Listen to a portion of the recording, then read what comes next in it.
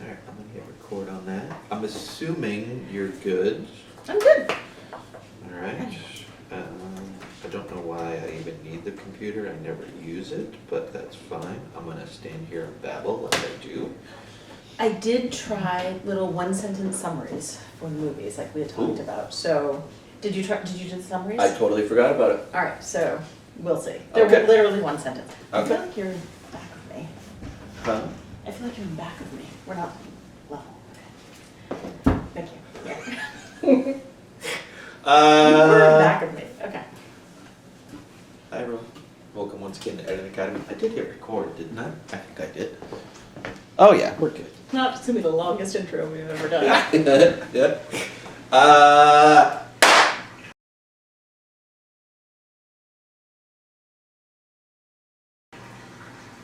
Just because. Okay. Excellent.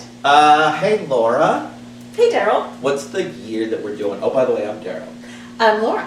What's the year that we're doing and what are the movies? The year is the 1997 Best Picture nominees. No, they're not. This is the 1998 Best Picture nominees for movies that were released in 1997. Yes. And what are the movies? They are As Good as It Gets, LA Confidential, Titanic, The Full Monty, Good Will Hunting. And I feel that my dishwasher is too loud. Should I shut it off? I'm not worried about it. Okay.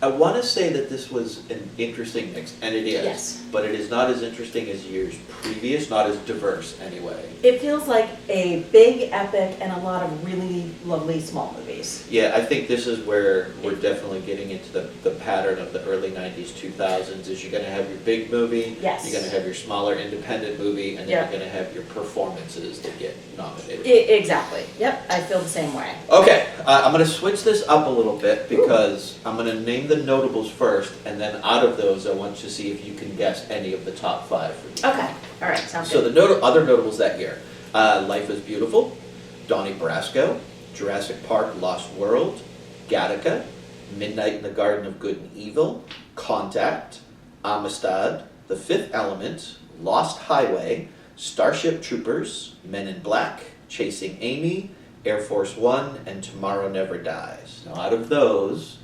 Definitely, the Men in Black. yeah, And That was number probably Donnie Brasco? no, Really? Okay. Yeah. What was the last one that you said? Tomorrow Never Dies. Yes, Tomorrow Never Dies. Yep, that was number 4. Certainly Titanic was number 1. It was. And let me see, of the other ones that we did, I'm guessing Good Will Hunting maybe? Nope. Okay, then I have no idea. So Titanic was first, Yeah. Lost World was second, Oh. Men in Black, Tomorrow Never Dies, and then surprisingly, Air Force One was Oh, the number okay, 5 movie of the year. I'm very surprised, but Harrison Ford. Yeah. So that makes sense. I think I Um, saw most of those in the theater, and certainly I've seen all of them at this point. yeah, I know, I didn't see Air Force One until years later because Okay. I didn't care. Yeah, All Harrison right, I go alphabetical, so As Good as It Gets. let's do it. All right.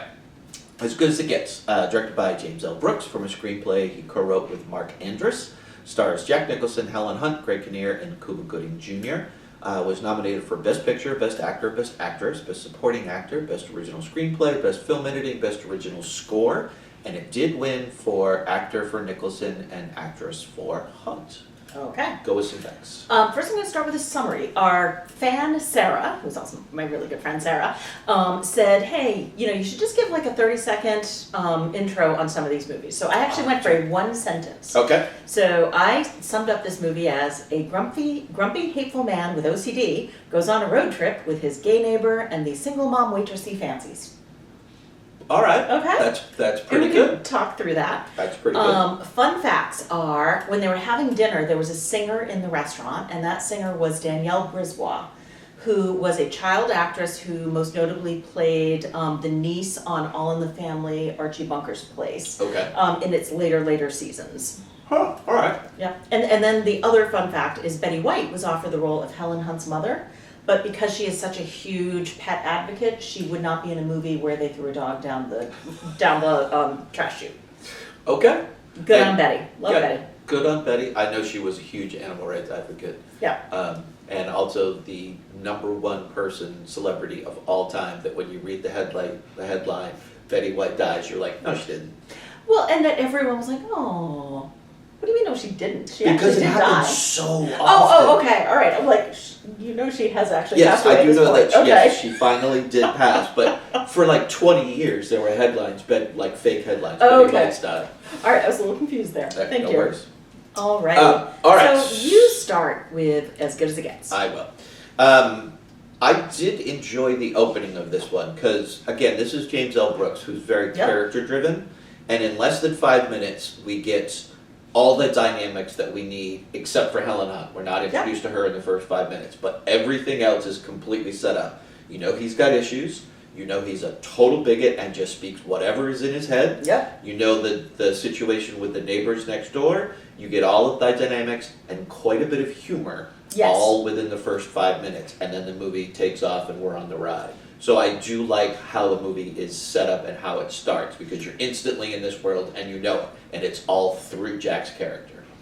While all of that is true, I hated this movie in its entirety, including the beginning, just because there are great characters, there are anti-hero characters. There is nothing they set up about this man in the setup that makes you like him at all. There's a few pieces later on, but within the first 10 minutes, he is homophobic, he is racist, he is anti-Semitic, he is mindlessly cruel. Yes. So like there's nothing you like about him.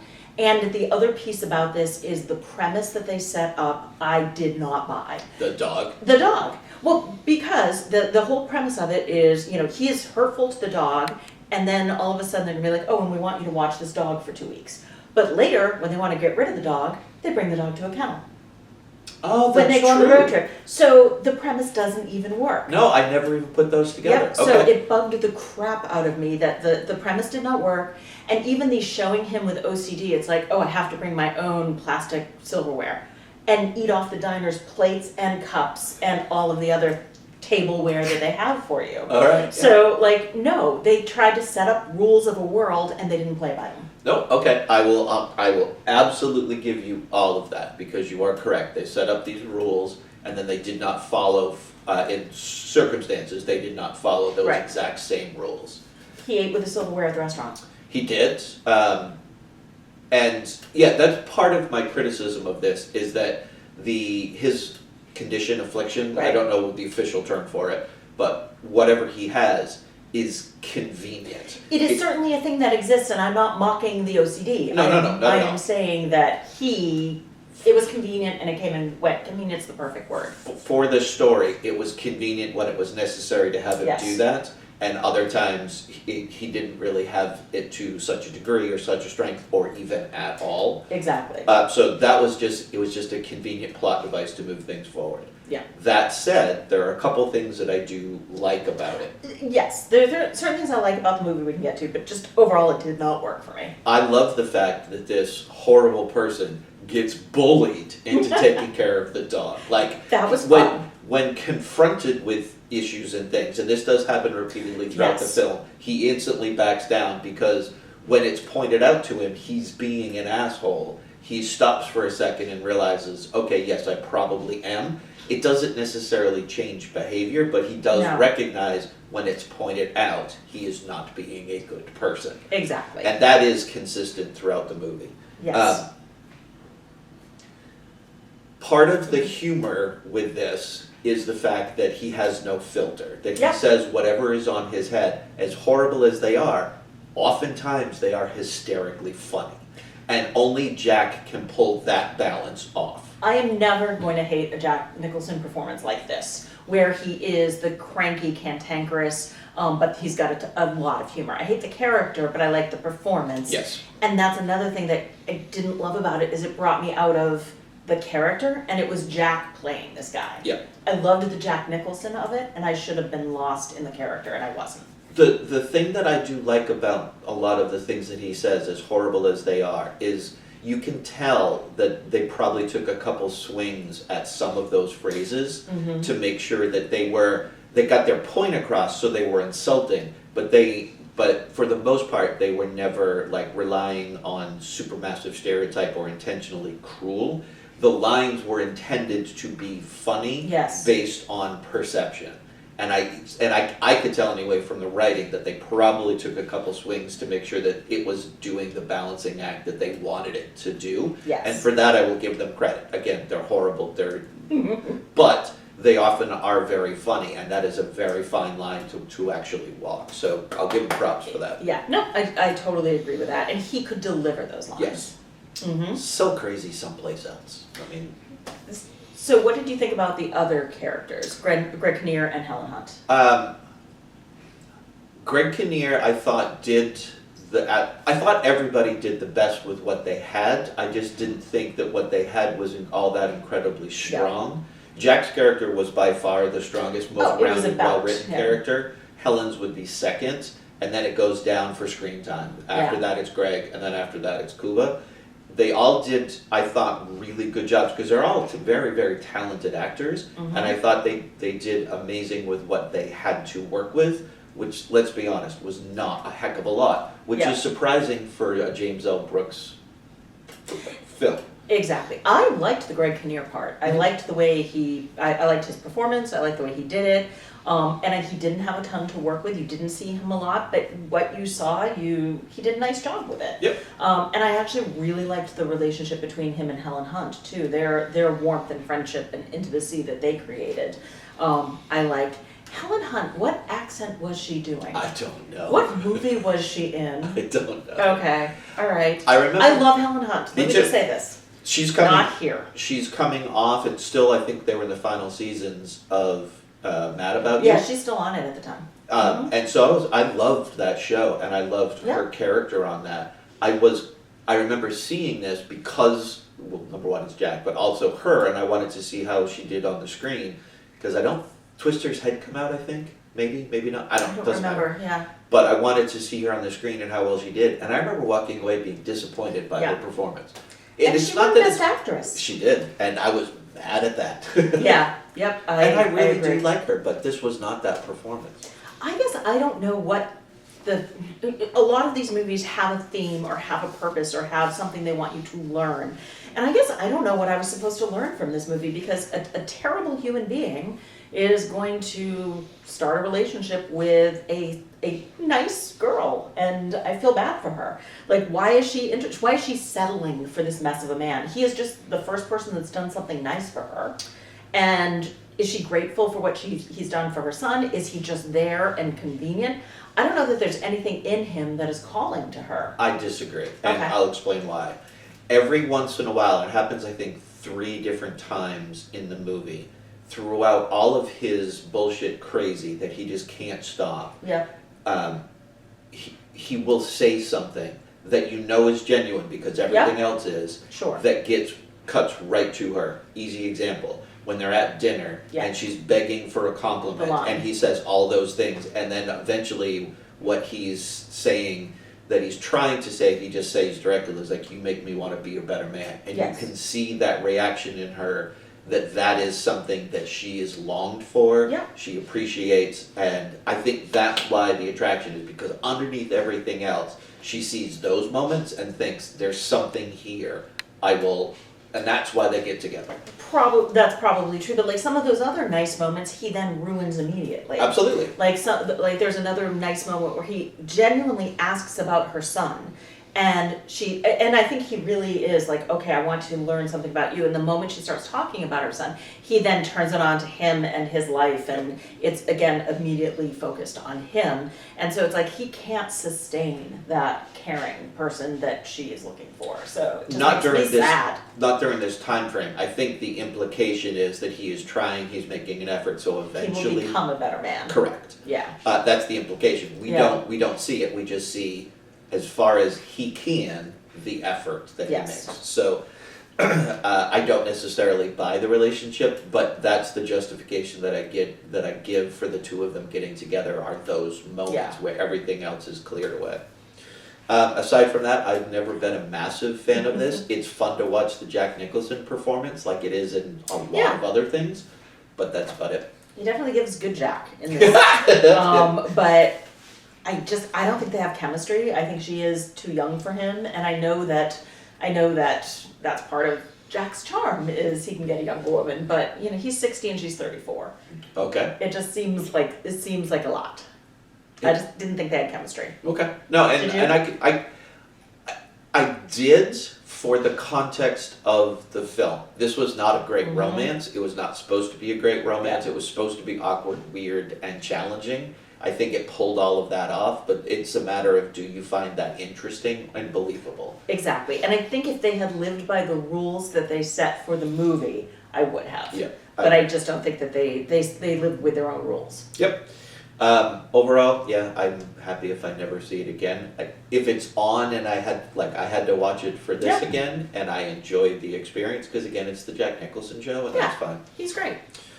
Shall we move on? Let's do it. Okay. What's next? I was not surprised. I wasn't expecting that, but I'm not at all surprised by that. Yeah, it's what they set up in the beginning, and they make him too much evil. Yeah. He is just full of hate, and he's spewing it everywhere. It's like, it's not just out of filter. He is literally within 3 minutes racist, homophobic, and anti-Semitic. I'm like, that's just not something that you get to be a better person from. It's inside. And a lot of those lines do get repeated, like the line when, and she went on to do a bunch of other things, but the receptionist at the publishing house asked him, how do you write women so well?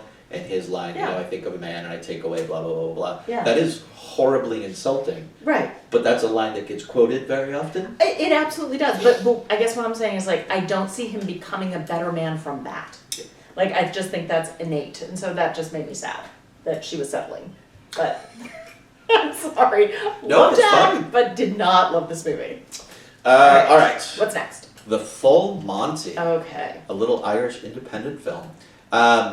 Directed by Peter Cattaneo, starring Robert Carlyle, Mark Addy, William Snape, Steve Hewson, Tom Wilkinson, Paul Barber, and Hugo Spear. Screenplay was written by Simon Beaufoy, nominated for Best Picture, Best Director, Best Original Score, and Best Original Screenplay, and it won for score. Go with the sentence. Okay, What's your my sentence is 6 out-of-work English steelworkers hatch a scheme to make money by stripping. Accurate. Okay. Yep.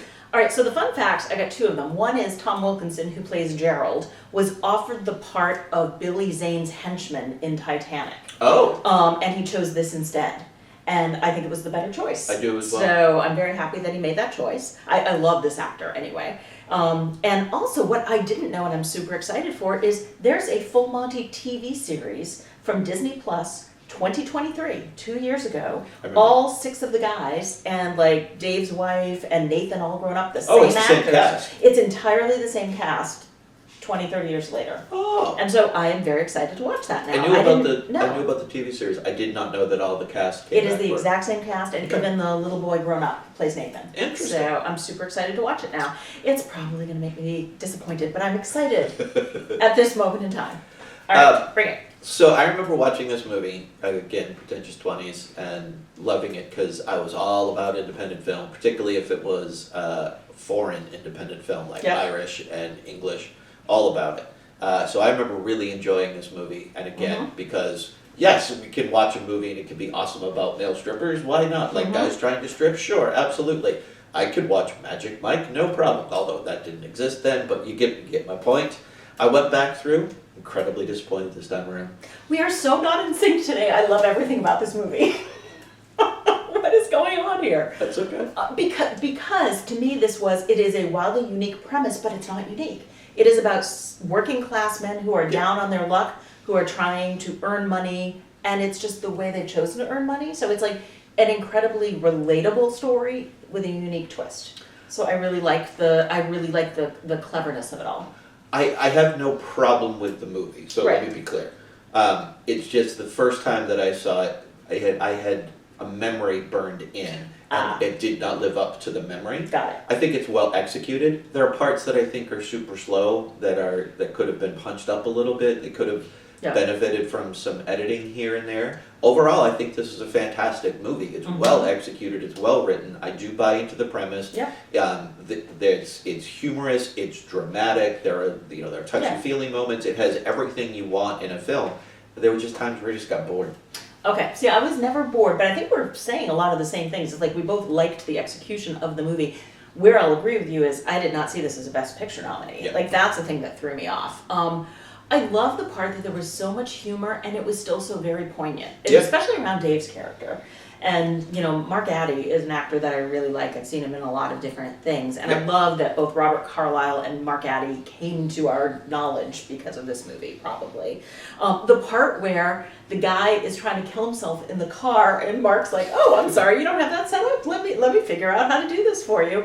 And then walks back, realizes, tries to save him, gets pissed off, throws him back in the car. Like, I just thought that whole thing was very funny and very well done. Yes, and also very English. Oh, super. This was a very, very English movie. Yes. You know, with all of the terms that they use. One of the like most poignant parts of the movie that I thought was it was a very small scene, but it was when they were auditioning guys for their lineup. Yep. The very first guy that shows up is this like older, overweight kind of guy, and he's trying to take off his clothes, and you can tell he's so uncomfortable, and he looks like he is demoralized. He's like he's trying anything to gain money for his family, and it's very sad, and all the guys know how uncomfortable he is, and they're just like, oh, nope, you're good. And he's like, yeah, I'm sorry, I tried, but I just can't do it. It's a small scene, but it's so lovely the way that it's done. This movie, for what it is, tackles a lot. Oh my God, it of tackles things. a lot. Yeah. One of the first movies that I can remember ever coming out where it was really focused on men's body shaming and how Yes. they feel about things. Normally that's Totally on the women's, yeah. right. But it goes through things like what it was it to be a single parent, joint custody, depression, suicide, as you mentioned. Mhm. Like there is a litany of things that this film Yep. takes on, and I think that was part of the problem again this time is I thought it handled all of that better rather than just have like little kind of one-offs for Yeah. them. I mean the body imagery thing is That went of course through. throughout.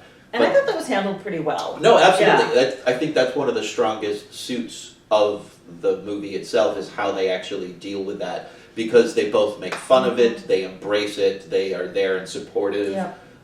So it's everything you would want people to be around that particular Yeah. issue. It's a lot of the other things that it tackled that I think were kind of almost one-offs. Like here's Yeah. the thing, we kind of mentioned it and then we backed away. I can see that, but I liked the camaraderie of the men and Yes. how that they accepted one another no matter what. They're like trying to help the guy with his kid, and they're making fun of but still accepting their friend who is is feeling a lot of body shame.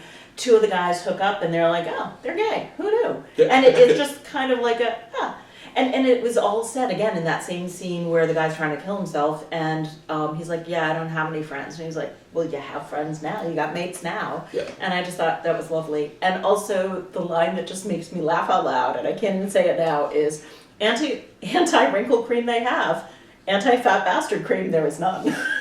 That was a good line, yes. That's just so delivered so very well. But yeah, I liked that all of the men were very different, and I thought it was sweet, it was funny, it was poignant. It made me very happy.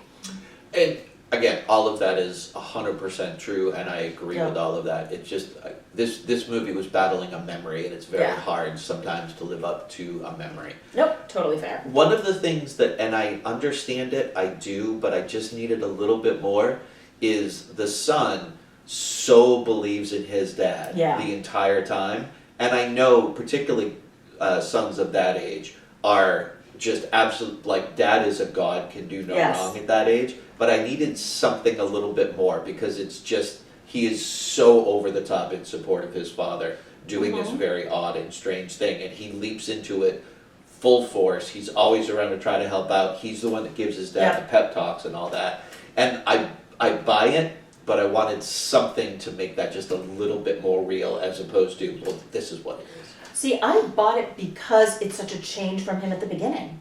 At the beginning, he thinks his dad's an asshole, and he walks That's true. away from That him, is true, yeah. and he doesn't want to be seen with him, and he runs away from him when he comes to him at school, Yeah. and he literally walks away from them when they're on the top of the car. So I think that he sees his dad trying something and putting everything into it, and gathering friends and like working hard to do something to benefit him. So I saw it as more, he does become his champion because he sees his dad really changing his viewpoint on life. I'm gonna go with that because it's far better than mine. But no, I mean No. that's valid. The movie does do that. It does set them up when they're stealing in the beginning. Yeah. So yeah, I'll happily buy that. No, and then the only thing I would say too on the last scene. So this is my weird brain doing its thing.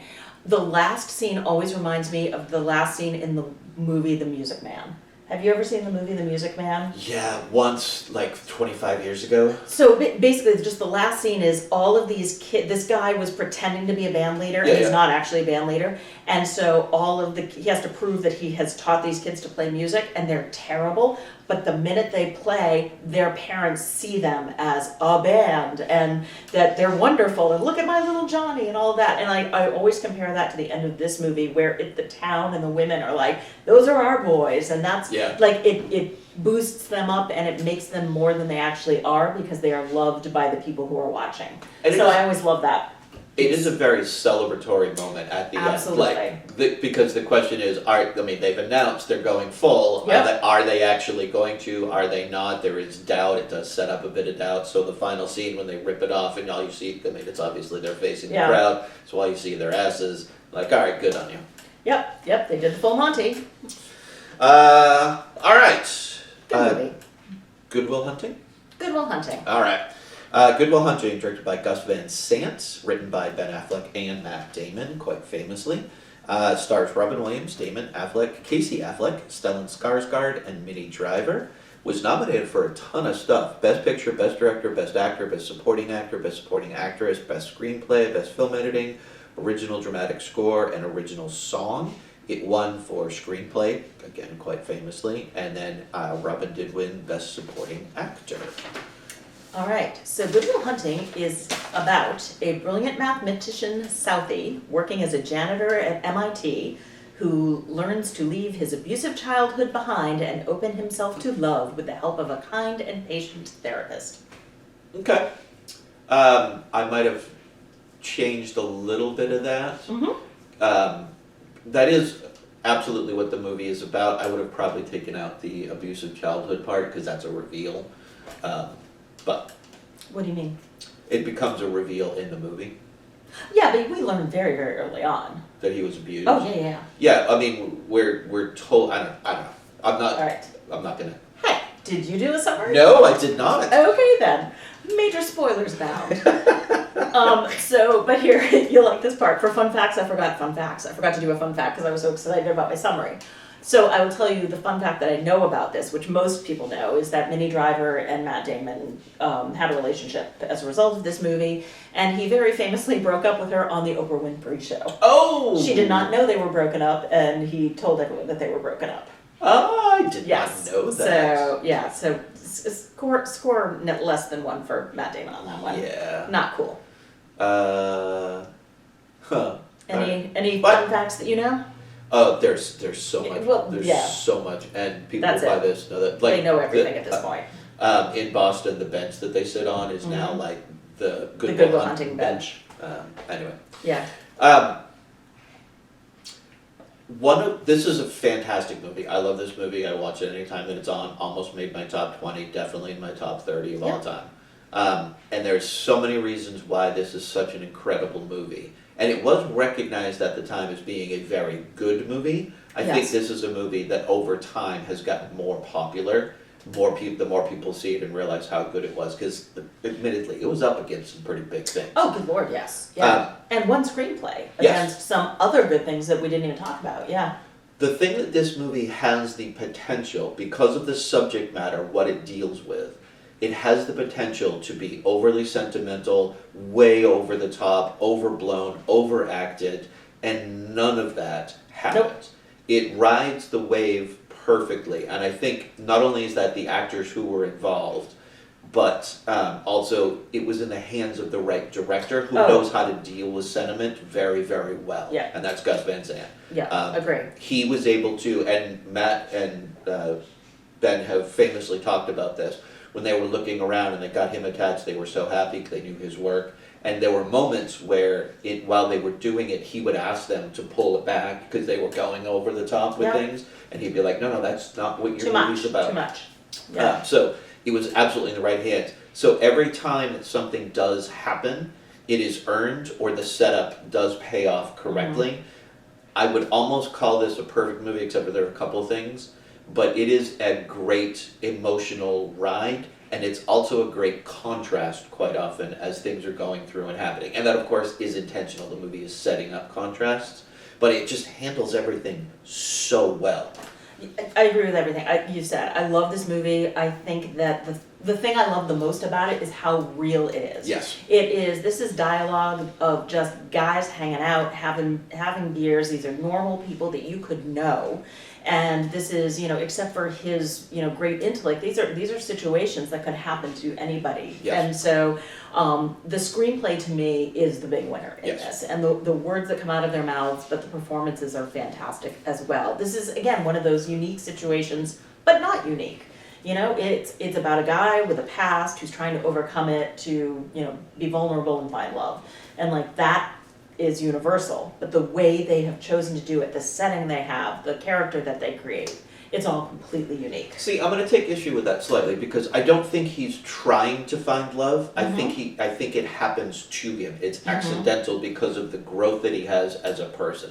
I don't think he's on a conquest to try to find love and be happy because of what he goes through, particularly because of Robin's character and his best friend telling him that very good speech, like, if we're still doing this in 20 years, I'm going to kill you. Yeah. Like, he's not recognizing the parts of himself that he acknowledges, but he's not embracing. And I think when he learns how to embrace that, then he opens up and is able to find love. I don't think it's a pursuit for him in this movie. I would agree. I don't think it's a pursuit. I think that he in some ways wants to be open to it. Absolutely. And is not. Yes. But you're right, he's not looking for it. It does come to him. He can't because, and this is part of the crux of the movie, is every time he It's does, cracked open. yes, he is hurt, he is abandoned. That's why he still has the same friend. And that's one of the things that I think the movie does a very good job of, is calling out things for what they are. His friends are not intellectual giants. Nope. He is not challenged with them, but they do give him loyalty. They will be there for him.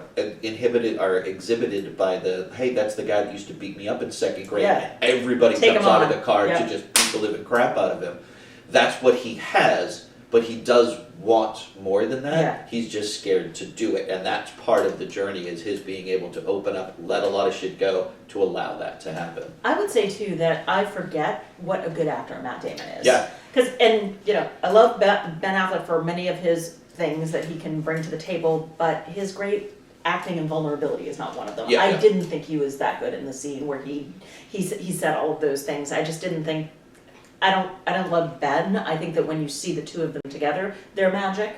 But Matt Damon, and especially up against Robin Williams, which his performance, it was really interesting because we've seen him in these serious roles and we've seen what he can do, but in this one, especially when he pushes Matt Damon up against the wall, you can see fury and you can see anger, and that's not something I've seen from Robin Williams before. And he really, again, let it show, but it wasn't over the top. Yep. It was just, don't fucking do that again. And we've seen him kind of soft and kind and vulnerable, and that anger that he was be able to bring to the surface, but not go over the top, was amazing. I do want to talk about one scene in particular, because this movie gets studied in like NYU and places like film schools now. But there's one scene in particular, I don't know if this is a scene they studied, but it to me is just masterful directing. And it is the park bench scene. Because that starts out, and I think in that entire scene, Matt says 2 sentences. Yep. The rest of it is the camera focused, for the most part, on Robin as he goes through all of these things, calling him out, being honest, saying things, and then the recognition. And as he's doing that, the last 90 seconds of that, the camera moves very slowly until it ends up being a 2-shot of them, and you can see Matt's face he's conflicted. He's been called out. He doesn't know what to do in this moment. He's hearing everything that's being said, and it's all just on his face, and then they cut to a more tight shot, and then they do back and forth. But that moment is just so beautifully directed, because it's not a quick pan to let's look at Matt's face. Yep. It's slow as the speech itself builds. the camera is slowly panning over, and that's just masterclass. Yep, nope, I agree with that. I thought it was beautifully done. The one thing I usually complain about with these types of movies, because it's a very male-dominated movie, Yep. is the female roles are usually underwritten, and I don't see that here. No. I think Minnie Driver's role is you learn a lot about who she is, even though she has very little screen time, and it's almost always just to react to Matt Damon. But she is. You can see the vulnerability and the courage it takes for her to keep saying to him, "I love you." Yeah. And I think that she knows that he loves him, but she knows that he's not going to say it. And so she is willing to kind of cut off that relationship because it's not going to serve her. But how sad she is about it. Do you buy how quickly she fell in love with him? Do you buy it? I do. Okay. Yeah. I do as well, but it is one of the criticisms that people will throw out there is it does become quick and it is convenient for the movie. And all of that is true. All of that is true. But I think you get just enough to make it believable. Is it a little far-fetched? Yeah, sure. But they're also young kids, and young kids fall in love very quickly. Exactly, and also I think that she is a driver, Minnie Driver, but she is a driver. She is an actor. She's an agent of change. She is. I'm going to sit here and wait for this dude to come over, and if he's not, I'm going to give him my number. So I think that she is a person that makes things happen. Yeah. So falling in love quickly seems actually appropriate for her character. Yeah, I agree. Yeah, no, I like this movie very much. As far as the supporting cast, my favorite is Casey. Oh, 100%. Yes. My favorite line that he delivers is it's in the bar scene when he's she starts to talk. She comes over and Casey's just oblivious talking to Matt, and she comes over and stares, and he turns around and looks at her, and all he says is, "I swallowed a bug." Like that is just perfect. Gotta get out of here. Yeah. Did you know that the fourth guy in the car? Do you ever watch Yellowstone? Yeah. You know that that's the guy from Yellowstone. Yeah. I did not realize that because he seriously looks a lot physically different. Yeah. He's a billionaire. Is he really? Yes. Oh, how come? He's done side things. Part of it was inherited. I just discovered this Okay. a couple months back.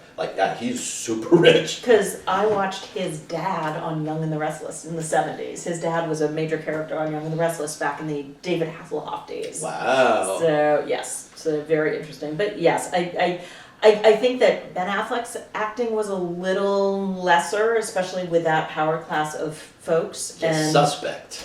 Suspect? Yeah, when he goes in as the proxy and he's like... Oh, yeah. That scene, I think, was not great. But I get what they were trying to do with it, but I just don't think that he could carry it off. So he was the only one that really kind of brought me out of it a little bit. And that's fair. Yeah. I mean, he definitely was relying a little bit more on his portrayal of Boston as opposed to just remembering Boston. Being who he was. Yeah. Exactly. Everybody else they were still Southeast, yeah. The last thing that I want to talk about is, and this is something you bring up quite often, is the soundtrack. The soundtrack is perfect for this movie.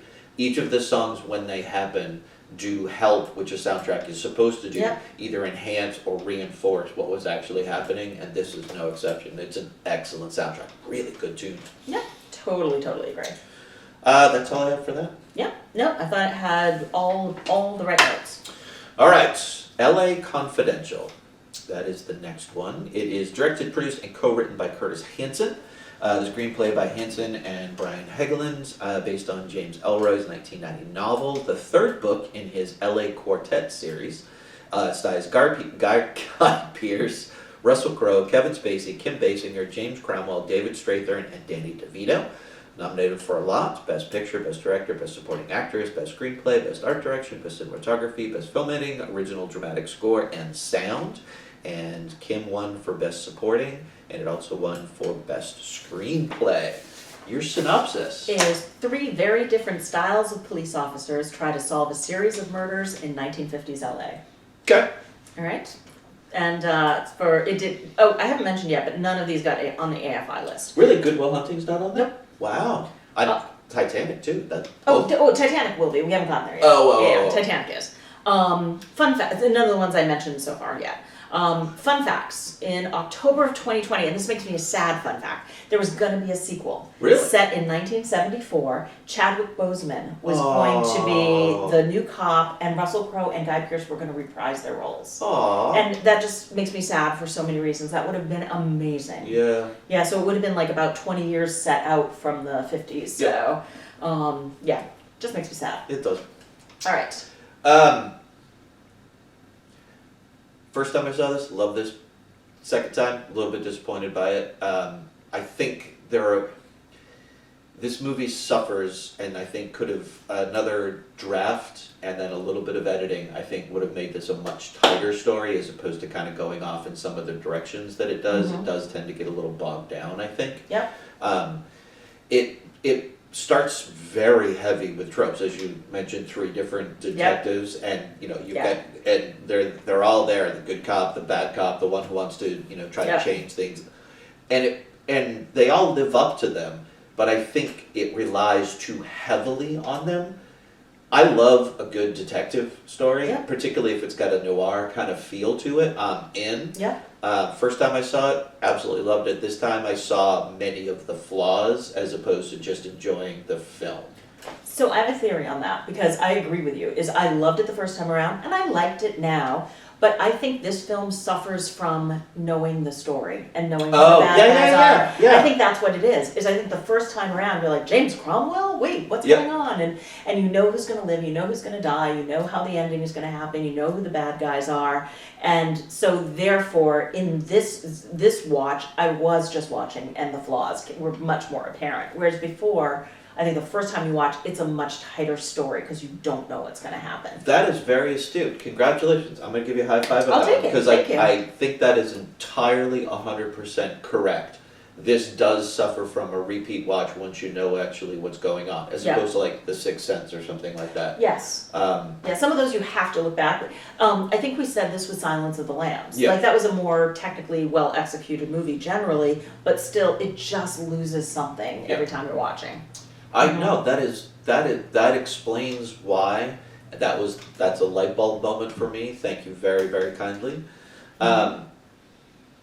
Yeah, so that's pretty much what I have to say about like the mystery is fine. It's not even really that much of a mystery until like halfway through. Absolutely, yeah. It's just a lot of setup with things happening, but it all does pay off. They do wrap everything up. It ties up together. It does. But yeah, you're so right. Once you know where it's going, it does. That's why it suffers the second time. Wow. Fuck. I know. One thing that bums me out about this movie is, Kevin Spacey's so good. Yeah, he's a good actor. God damn, he's a good actor, and I hate myself for thinking that, and it's true. He is a really good actor. He added so much. He was just this suave showman. You know who he was. I loved who he was. You got the toughie, and then you got the straight up cop. I did like the questions this movie makes you ask yourself about morality and the spectrum of morality. You know somebody's guilty versus you think that they are guilty, and I think that has a lot of resonance with regard to the world that we are in today. Of like what makes somebody guilty? Well, you have to actually have a trial. Do you really though? And so I just think it's really interesting, especially Guy Pearce and the journey that his character goes on from by the book to by the book when it suits me, because I know better. Yeah, he learns how to play the game. Yeah. And you are correct, because his character is asked very early on, would you actually plant evidence on someone you know is a bad person, who was 100% guilty, but you can't actually prove it? Would you do that? And there's a litany of questions that he goes through. And you do actually see those exact questions get played out at various moments in the film. So you're right, it brings up a lot of moral questions, and initially he's like, no, but he does want to advance. Well, and directly he is asked, would you shoot someone in the back? And he right, said, no, I would not. And then, of course, at the end, the answer is yes, when it suits him. It's also a study of how two people who don't like each other can find themselves on the same side to achieve something, because they do not like each other. Yeah, absolutely. My biggest problem with this movie, the biggest flaw I have, is the relationship between Russell and Kim. Okay. I don't really buy it. I get, like, he's set up and he's a little one note, like, don't hurt women. I will use you if you hurt I am women. the protector of all women. Yeah. And that's fine. It's just a little one notey for me. So, and her, I get, I'm not going to say she's happy with who she is, but she's very accepting of her position, what she does. She's not tormented by it, or at least we're not seeing any of that. She's very accepting of, this is who I am at the moment. This is my job. Yep. And she even states, this is all for a purpose. I have a plan. And I just don't buy the two of them. I get it for the movie's sake. It makes total sense because it then sets up the Guy Pearce portrayal and all of that. But I don't buy the two of them. And I don't know if it's a chemistry thing or just a straight up plot thing. I don't know. I buy it a little more, but I do still have some trouble with it. I think that he sees her and not Veronica Lake. Yeah, he is the first person to do that. Now, why he sees her and why he's the first person to see only her, I don't get. I don't judge her side of it. Okay. I judge his side. Then I'm with you, yes, because I see why she's with him. Yep. He is a protector and he sees through the facade that Correct. is my working girl, and then there's my real life person, and he sees me as a real life person. But why does he? I don't understand that. Yeah, that's the part that I don't buy. Like I said, I buy hers for all the reasons that you just mentioned. Yep. And I don't see his. Like, is he just taking his protector thing to the next level? Yeah. And because she's quote unquote possibly in trouble, he's going to be the protector. And somehow that protector gets mixed up with being in a relationship with somebody. Yeah. I don't know. I don't buy it. Nope, I agree with you. One thing I do want to talk about is the last shootout scene that they had. Because one realm I loved it, and in one realm I hated it. So the one piece I really liked was it was so well done with the lighting and like the bullets coming through the wall and the lighting that they then had and kind of the positioning. I thought it was really executed well. But it was one of those shootouts where it's like they have 17 people shooting at them and they survived. I know they ended up getting shot, and they did see them having to reload several times, but it just seemed a bit much that they would be able to get through that. Yeah, and the actual choreography of it was all fine. Yes. Except for there are moments where you would question, like, they've barricaded themselves in. Yep. They put things on the walls and the windows and the doors. Yep. But at one moment, they both rip it down to shoot the person who's behind it, then exposing themselves. Like, it doesn't flow the way that a good shootout scene really kind of should. Like, all the technical things are great. Yes. You're right. They do get shot. They do refill. You see all of the things that are necessary. So you're not like counting bullets as they go. Did he reload? Because it counted 6 shots. Like, you're not doing that. But it just doesn't. It was like an episode of Bonanza. Yeah. Where little Joe is walking down the street, 17 people are shooting at him, and he somehow survives. Yeah. It doesn't make sense to me, but it was beautiful to watch and to look at. Yeah. It just made no sense. Mm-hmm. But I loved it the first time around. I still think it's a good movie and well crafted. Mm-hmm. I didn't mind watching it the second time. Yeah, I think, and I'm not taking anything away from the director or the writing of it, but this is an example of a really well done film versus a great film. Agree. I think a different director in another draft would have made this a great film. Yeah. As opposed to just being a really, really good film for that year. I think this could have been Chinatown. Yeah. And it wasn't. Yeah, I agree. Yep. I really have nothing else for that. It was fine, and thank you very kindly, because it's been bugging me why, like, I understood from the full Monty why. Yeah. I did not understand with this one why, and you are 100% correct. You knew what was going to happen. That bugs it all up, yep. All right, let's go on to the big one, Titanic. So this stars Leonardo DiCaprio, Kate Winslet, Billy Zane, Kathy Bates, Francis Fisher, Bernard Hill, Jonathan Hyde, Danny Nucci, David Warner, Bill Paxton, famously written and directed by James Cameron. Was nominated for Best Picture, Best Director, Best Art Direction, Best Cinematography, Best Visual Effects, Best Film Editing, Best Costume Design, Best Sound, and Best Sound Effects Editing, Best Original Dramatic Score, Best Original Song. It won everything except for Best Actress and Best Supporting Actress and Makeup. So it won Okay. everything, including Best Picture. Alrighty. So this is the movie about an aristocratic girl and a poor boy who fall in love on a doomed ship. It was AFI, on the AFI list, it's number 83 on the current list. Okay. And some fun facts are the studio wanted Tom Cruise to play Jack. Wow, no. He was 35 at the time. Kate Winslet was 21, Leo was 22. So that's just crazy bad casting. And the granddaughter, I think also folks know that James Cameron was married to Linda Hamilton at the time, and the Rose's granddaughter was his girlfriend, and that is what led to him breaking up with Linda Hamilton, and what led to his third wife being Susie Amos, who played the granddaughter from Titanic. And they're still married. No, they're not. Yeah, they are. I looked it up the other day. Are they really? Yeah. I thought he had a fourth wife. Nope, they're still married. Wow, I'm Since shocked. 2008 or something. I don't Yeah, but yeah, I don't think that's the granddaughter though. I think that was the fourth wife that he's still married. Oh, maybe you're Because right. 2008, I think Maybe you're they right. got married like 99, Okay. 98, 99. So Okay. I'm gonna we shut will up. have to get back to you on James Cameron. No, Cameron's she's correct. Believe love her. life. Okay.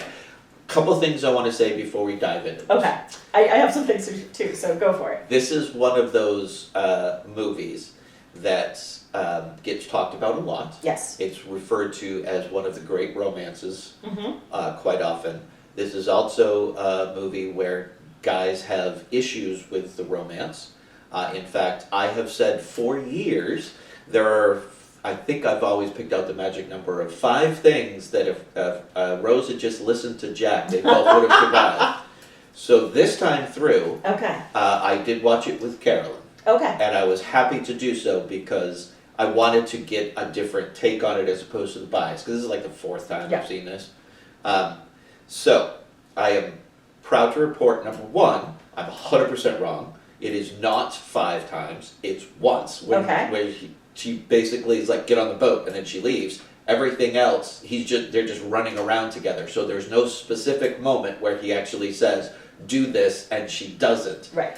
So it's just the once. Okay. Been wrong for 20 years. Okay. The second thing is, watching it with somebody else who genuinely does enjoy it, I was able to pick up on a lot of things that my male bias had kind of put over this movie for years. So a lot of that was able to lift. I never bought the romance relationship between the two of them, even though it was set up and everything. I just never bought it. Okay. This time, and primarily because I was bouncing a lot of things off Carolyn and she was saying a lot of things, I was able to 100% buy the relationship and how quickly it came together. So this time, I bought the romance. Okay. So all of the negativity that I have had towards this movie was removed, and I was able to actually enjoy this film for the first time in 20 years. So Darryl has worked out his issues Apparently about so, this yes. movie. Yes. Okay, so I have 2 things to talk about for this movie, but before,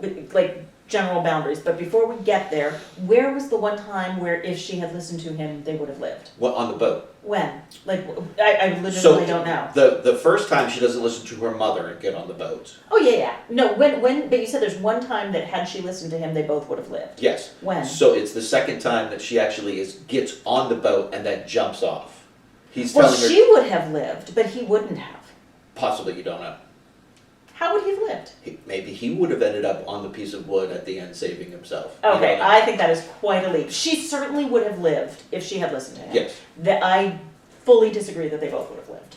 But anyway, That's okay. so my 2 pieces are that we really need to look at this in a 1997 lens. Yes. I mean, when you're looking at the movie itself, and it's a little bit hard to do that because of all the things that have been said and, you know, all the re-releases and whatnot since then. But I really tried hard to put my 1997 lens on it. And the second piece is, please can we not talk about the goddamn door and whether they could both like it's been done to death. I'm not going to talk about whether they both could have lived on the door. Sure. Okay, thank you. You're welcome. All right, so bring it on. Start with Titanic. No, that was my thing that I wanted okay. to start out with, is that my Alright. position on this movie has completely changed. Okay, interesting. I did buy the romance, and I will come right out and say the one thing that I still don't like, which is the last 90 seconds of the movie, when after she throws the thing in, and then they cut to her apparently now dead, and she's on the ship, and everybody's there, and then she turns, and Jack's turning around and waiting for her. The reason I don't enjoy that, and maybe this is still the male in me latching on, is you see all of her photos, the wonderful life that she has led after Jack with her husband and her children and all the adventures that she has gone on and the great life. But at her death, she's still going to pick Jack rather than the husband she's been with for 30 years. Did you see the husband in any of those pictures? No, you did not. Exactly. So I think that he was her great love. And so she does go back to Jack at the end. I think she had a family, but you do not see her husband in any of her pictures. Right. I don't think he was that important to her. I think my assumption, and again, this is an assumption, we all know what that is that the husband is the one taking the photos. He's on these journeys with her, and he's the one taking the photos. Oh, I didn't see that at all. I totally didn't get that at all. Interesting. This is a very different, I didn't realize there was such a gender divide, honestly, with this movie. So I will say, I totally buy the romance. Partly is because the two actors have such chemistry. They do. They really do. They, Leonardo DiCaprio, especially at that time, he has just got like this youthful exuberance, and he is in it for everything. And you see Kate Winslet being that kind of repressed, pulled back person who wants to be somebody else. And so he brings that out in her. And even though it's a short period of time, don't forget, they are young, and their lives are going to be over at about 40 anyway, even if they live. So their lives are short. They are 19, 20 years old, and they're about to start having families and do all of those things. So I think love comes fast, and it's okay for a romance to be that quick. Yeah, and that's one of the things that I had to kind of be hit over the head is reminding of the age of these characters and what it was like to be in your early 20s and how quickly and hard you fall for someone that you have a genuine connection with. Not just because you find someone attractive, but because you have a genuine connection with you fall so much quicker and harder. And Jack, I think all of the things were there in her already. He just gives her the opportunity to explore and allow them to be. He brings them out. Yes, she tries to do this at dinner Oh, with her mother, and all of it gets shut down and is not embraced. He embraces all of these things, so she's allowed to explore them. And also he has some other ideas of things to do and try, so she's willing to go along with those. He is showing her the potential for a life that she has always wanted, just in a slightly different form. She still would love to be, rich and all of that. And that is realistic to think that way. But she also wants to know what this other life is like and whether or not it is suiting for her. She thinks so, but I do think there is slight doubt as to whether or not that's going to be there. She doesn't like the change. She refers to that quite often. But I think her exploration with Jack is reinforcing that, no, this is what I have wanted all along. Yep, I totally agree with everything you said. With regard to the movie itself, it is two separate movies. Yes. It is, the first hour or so is the romance and setting that up, and then they get to the action-adventure type movie that they're in. I think the setting up of the romance, actually, for me, it took too long. Like, I thought that piece was actually a little bit longer than it needed to be. I think they did a really nice job of setting up why these two people connected, why they were together, why he in some way inspires everything that she wants to be or thinks that she wants to have. And it has a lot of beautiful little touches in there that have nothing to do with the dialogue, of just like showing the mother and the little girl, and the mother, trying to get the little girl to stand up straight and, be the perfect daughter. And you can see that was Kate Winslet's experience. That was Rose's experience. And her mother, being who her mother is, you can see so much in her eyes. I thought Frances Fisher did a beautiful job. Yeah, I thought you did. You can see so much in her eyes. So I think that they set it up so well that they didn't quite need as much time on that. I think they spent a little too much time on Billy Zane being a controlling douche. Like, you get that pretty early on. Carolyn had the theory, and I don't agree with it, but we'll see if you do.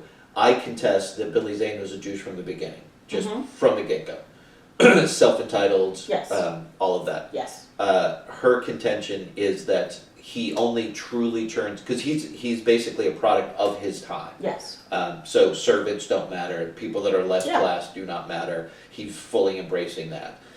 So he's douchey, but not like a true douche yet. He only becomes that when he's shown up at dinner by Jack. Oh, I disagree completely. I'm with you. Yeah. I do too. No, he's a terrible person from the get-go. Yes. And the reason you can see that he's a terrible person. I think he's holding back because they're not married yet. Yeah. I think you see, just even when he clears the table and yells at her, like, you can see who he's going to be from the moment he starts. Yep. So no, I think the interesting part of Billy Zane's character that I forget about until I watch the movie is he really did love her though. Yes, he I did. mean, he was in going his to, way, yes. He was going to give up his life for her. He gave up his place on a lifeboat to make sure that she was safe. He lied that he was going to take care of Jack to make sure she got on the boat. He knew she would not get on the boat and leave him behind. So he lied, basically saying, I'm going to take care of your boyfriend over here. Get on the boat. Yep. We all knew he wasn't going to. Jack knew he wasn't going to, and later Rose knew that too. But I forgot that he actually loved her and really did go to great lengths to try to save her. But that doesn't mean that he wasn't a terrible He person was a horrible person. and a product of his times as well. No, you're absolutely correct. He, in his way, he did genuinely love her. When Yeah. they have, we'll call it a tender moment, when they're in the cabin and he presents her with the stone. Mm-hmm. In his way, he is showing genuine love and affection for her, doing something that he believes is a good thing, that this Yeah. is what love actually is. It's not, but... He tries to buy her love because that's what he thinks he's supposed to do. Yep. Exactly. Nope, I totally agree. I have to say though, I didn't love when he starts running after them with the gun and all that. Like the stakes are pretty high. You're on a on a sinking ship, so you don't need the murderous ex-fiance to come running after you with a gun. But I did love the end of that scene because when he's actually now like waist deep in the water and he realizes, oh shit, I've been following them and I really need to get the fuck out of here. Yes, I did that like, was funny. I did like that because I was feeling the same way, like we don't need this, but oh, there's payoff at the end. Okay, I'll buy it. Yeah. I didn't. I think it could have been just when they ran off together. He realizes that he is in deep water. One of the things that I do have to point out is James Cameron is a really, really good director. Agree. Love him, hate him as a person, whatever. He's an amazing director. Yes.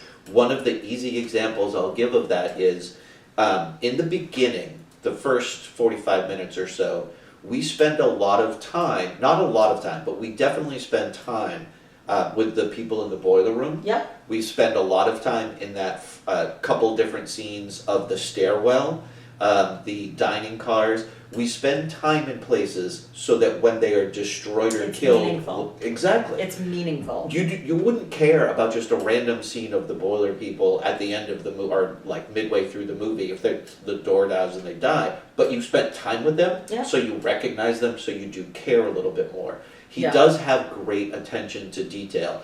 When things start to fall apart in that main room, you've spent so much time there that you're familiar with it, you recognize it, you understand the devastation of what is actually happening. The one thing I didn't like though is all of the characters are very well defined, even if you only see them for 30 seconds here, 30 seconds there. The only one that I didn't like is the gentleman, I think he had a monocle. He was one of the ship guys that jumps in the lifeboat? No.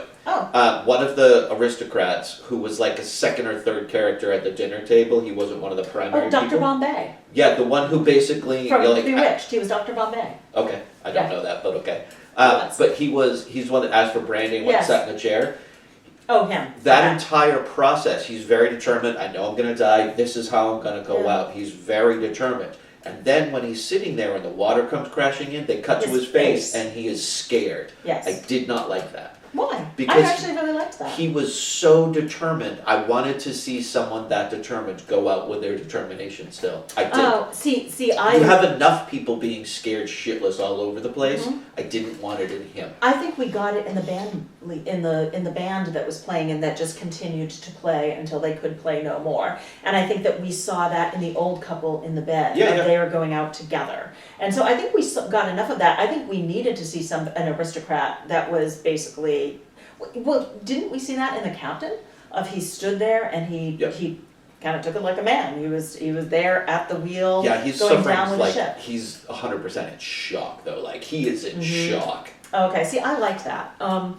One thing I do like about this movie, and I think you were talking about it a little bit around the big moments, is this did very well the big moments. I think that we can say, especially in '97, the grand staircase, going out, all of the waterworks that were happening, Rose and Jack in the water. I think that a lot of that was just really technically well done and well handled.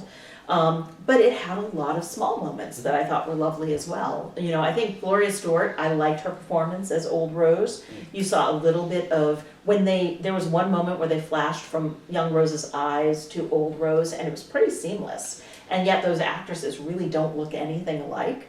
And when they melded them, you could see, you know, how one became the other. She had the humor and the spunk that we saw from Rose, and so I liked that. James Cameron's not well known for his dialogue and screenwriting, I would say. I think that's fair, but like the line, "I'd rather be his whore than your wife," I think that is a fantastic line, and I really liked that one. The band playing, I think we already talked about that. Oh, there's so many moments of silent horror. Actually, I was going to name the part that you hated as one of those moments of, I really liked that you saw the horror on his face, and later when it cut to both Kathy Bates and the mother in the lifeboat when they were silent and just watching the ship go down, like the horror that you saw. Yeah. They didn't have to say anything. There was also a moment when Jack is in the water, she's up on the door, and he kind of looks and nods his head, and you realize that is the moment he knows he's going to die, and he knows she's going to live, and he is okay with it. And she's not aware of it. And I just, like, for that split-second moment, that was great acting, and the way it was caught, I thought was beautiful. So I thought it was a movie that kind of showed the big pieces and the little pieces very well. One of the criticisms that you can levy at James is in a lot of his films, because he's such a lover of the technology and advancing the technology of film, that he can get bogged down sometimes in the technical aspects of the filming of things. I do think that in this one, there's a bit of that. The time that they spent below decks trying to go through all of the various gates, that was a little too much. There was a little too much of that. I agree with that. You can you get it once, you understand the gravity of it, maybe a second time, but they did it 3 or 4 times going to the various gates. Yeah.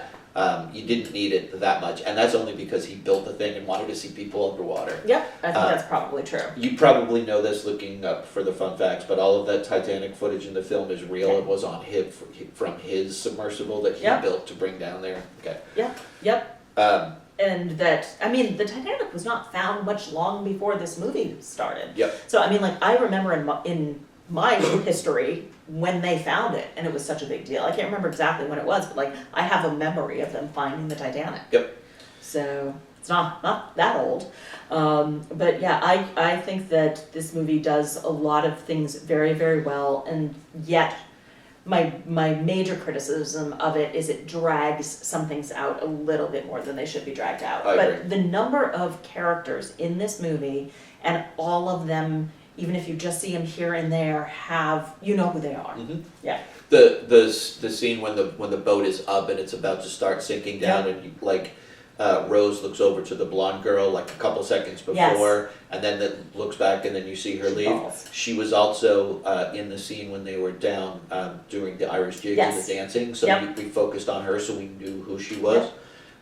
Same with the little girl that he was dancing with. That comes back later, and that you can see where she's going to go. This movie has the best of all possible worlds for all possible people. It does have a very good, well-crafted love story. It has all of the disaster elements. Mm-hmm. Like, it has everything for everybody in the hands of someone who knows what the fuck they're doing. I would agree. So I do want to come back to the last 90 seconds of the movie. Yeah. Because you hate that part. I do. I am a sobbing disaster every time that happens. Like, I just cannot keep my shit together. I love that part of the movie because I think it's absolutely emotional manipulation. I know it. Mm-hmm. James Cameron knows it. He built that in to make me cry. But you know what? It works. For me, it works because, again, I see her going back to her lost love. If you think about it, forgetting about the husband or the family or whatever, like, the rest of her life happened because of him. Mm-hmm. Or happened in tribute to him. So that's the way I look at it.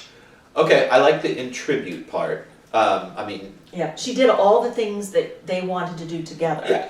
And I think she did it in tribute in part to him. Her life would not have existed in the way that it did if she hadn't met him. I 100% agree with that, absolutely. I just question the end, because it is emotional manipulation. And Totally. I do, while I buy the love story, Yeah. I don't buy necessarily, because I don't think it did, and this is where I will disagree with most women I know, I don't think the movie earned the fact that she is the love of his life, even though it's been 3 hours of trying to prove that. That he is the love of her life. Correct. Because she is definitely the love of his life. Yeah. Sorry, I misspoke. Yeah. No. Because if it had not been mentioned of her being married and raising the children and living this other life, I could then buy Yeah. it. Like, if there was something in there about her not having a happy marriage or something, then I could buy it. Okay. But that is not addressed, so I don't buy that. Like, you spent 30 plus or longer probably with this other person. Why aren't they? I mean, I get that's the point of this movie. Well, but I do. You're also you're building a story that we haven't been told. All we know is that she was married and had Correct. children. She could have been married for a year and had a child, and this is the grandchild. Right. Like, we don't know what her life was with this guy. Absolutely. We So, don't know. That's yeah. my point. Okay, but you have built a lovely, wonderful love story of 50 years. No, They had their golden it could have been- anniversaries at DeMillo's. Like, you It built could the have whole been story. horrible and abusive. Yeah. My point is that we don't know, and I only question, what about that?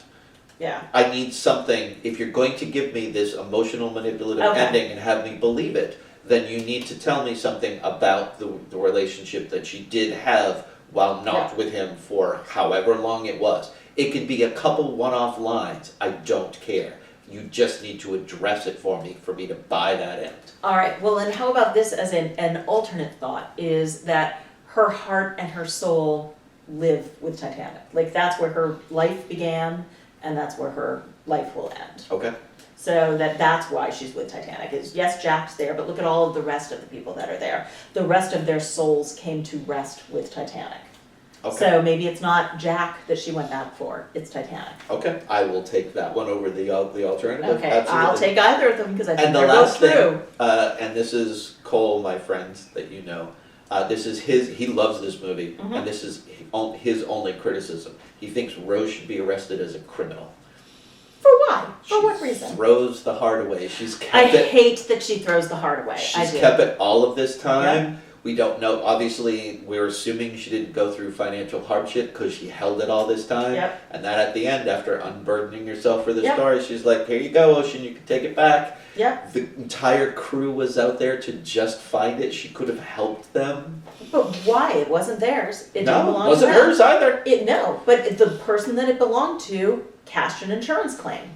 So therefore, it didn't belong at all. It should have gone down with the ship. He got paid an insurance claim because they thought it went down with the ship. So in having it go down with the ship, she's actually following the law. I will defend her in court on that one. That if not, then the person who cashed the insurance claim would have to be arrested. Okay. So, because money was paid, thinking it went down with the ship, so she was just putting it in its rightful home. Okay. Although I hate that she did that. Yeah. But yeah, Everybody. I don't hates think she that should be did that. arrested. All right. Alright. So, I am going to. I don't think this one's going to be much of a stretch for you. I'm going to say that you believe Titanic did deserve the Oscar nom that it got for the year Yes. and the win that it got for that year. I do, and I think that you think that it should have been Good Will Hunting. I'm going to surprise you and say no. Okay.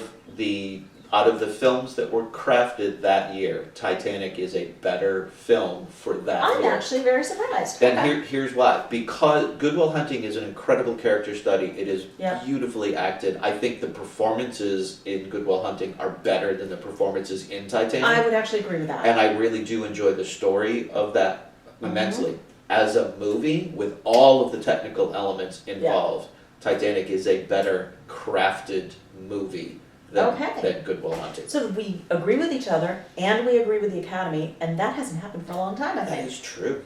So good, and you surprised me greatly. I figured I would. That hasn't and happened in a while. So. I will have to thank Carolyn for watching it, because Yeah. by watching it with somebody else's eyes and Yeah. being able to talk through these, much like you and I talked through Yeah. them, I was able to start to open up and see things differently and understand the movie much better, rather than have my 22, 23-year-old bias just sitting there on my shoulder saying, this movie sucks, it's a horrible love story.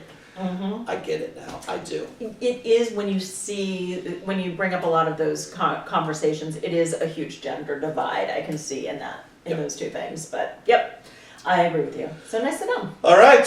Let us know if you think anything at all, in any way, shape, or form, about anything. See ya. Bye bye.